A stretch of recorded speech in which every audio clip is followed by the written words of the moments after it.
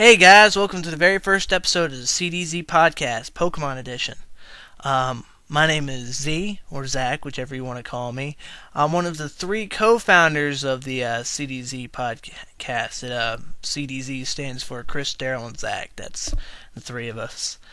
In this podcast, we plan to, the Pokemon Edition anyway, we plan to give y'all, all those facts on Pokemon, the Pokemon game that you're looking for.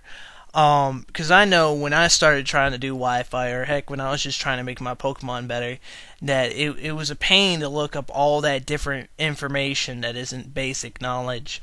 EV training, IV breeding, the such, team setups, all sorts of, good information like that. A lot of it was mixed up and hard to find, so I propose that I make to my friends that we make this podcast to help others, find the information that we were looking for. Just one easy to find place. Now I'm going to start off by saying this about all the information we give you. We are not experts. I myself am the only one who's really started online battling. And it's a learning process. I know my stuff. Trust me, I know my stuff. But when it comes to execution, it's a whole nother ball game. It's just a whole nother ball game. And despite how much good information you get, you can develop a great team strategically in your head. That works perfectly in your head. You can see how it always works. But an experienced battler can take out a noob, despite how good the noob's team is, with an UU team, underused Pokemon.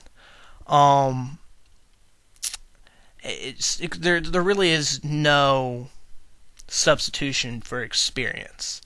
But our hope is that with this podcast, you start off as good as you can, besides the experience, because after this, all you gotta do is get that experience. Anyway, some hopes I and the rest of us have for this podcast. I have no illusions on this getting big very quickly at all.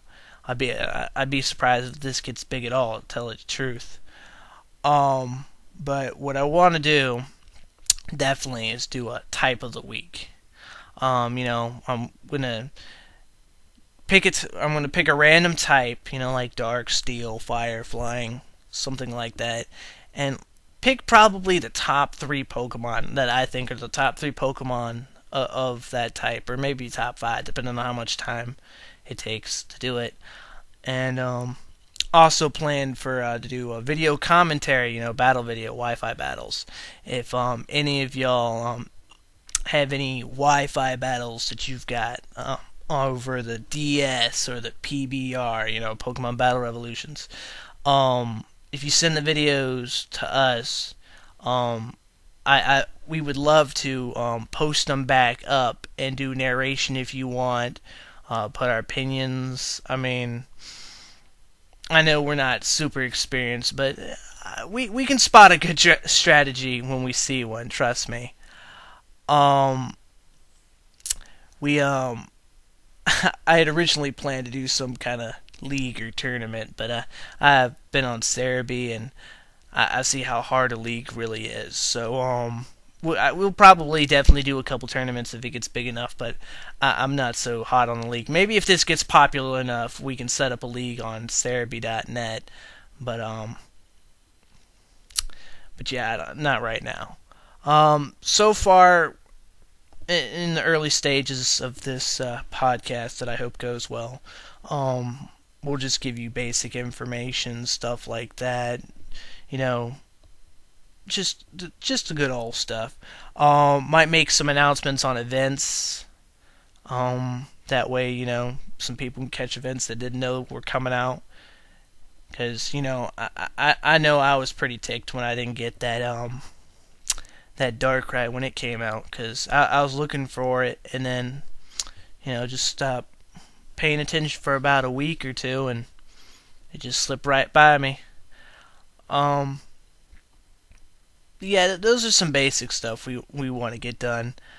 Um, God, is there anything else I want to mention? Oh yeah.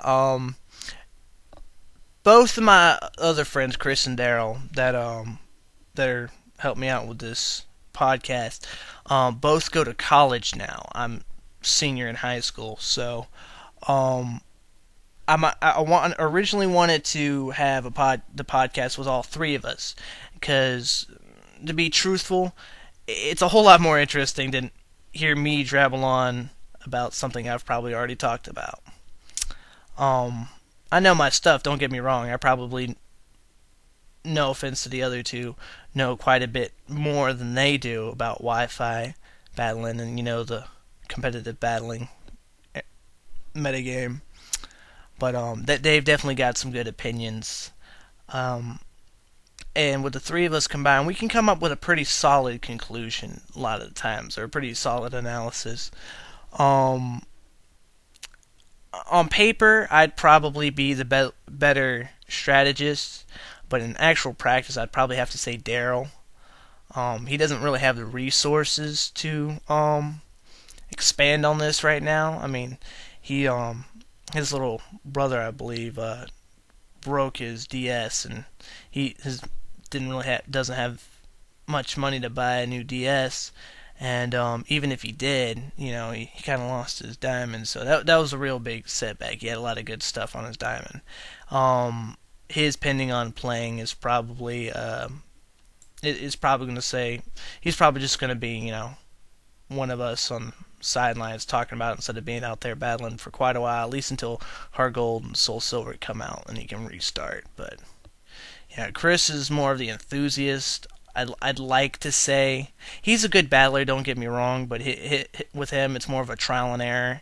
Um, he likes gimmicky teams. Trust him not to go with a team you've seen online all the time. I know some of y'all, especially if you're looking at this video, have seen Maryland. He's not going to go out there and copy Maryland's team. Or I know Uton's pretty big and Mega Titan's pretty big. He won't go out there and copy their teams. He's pretty original in his teams. He normally needs me or Daryl's help to make. He'll probably need me or Daryl's help or someone else's help to make a really good competitive team. But he's definitely good. I'm not going to knock his skills. He's definitely good. He's actually the one who made it come to my attention. That's not true. I figured it out, but he did it by accident. I mean, he comes up with some brilliant strategies on accident. For example, he was making a Trick Room team, and he had the Dusknoir who had Trick Room. Well, the Dusknoir also knows Will-O-Wisp. Well, what Will-O-Wisp does, what a burn does when your Pokemon's burned, is it lowers the Pokemon's attack, physical attack, by I believe a stage, but it increases their speed by a stage. That's why you see a lot of Flame Orb Guts combos. Well,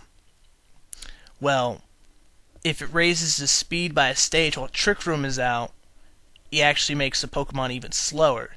So by using Will-O-Wisp, he can make his Pokemon, almost all his Pokemon, go first indefinitely with Will-O-Wisp, and it's actually pretty interesting. Dang, I'm trailing on again. I apologize, but yeah, those are some of the things we hope to see from the podcast, and I just wanted to do this video for an intro. So yeah,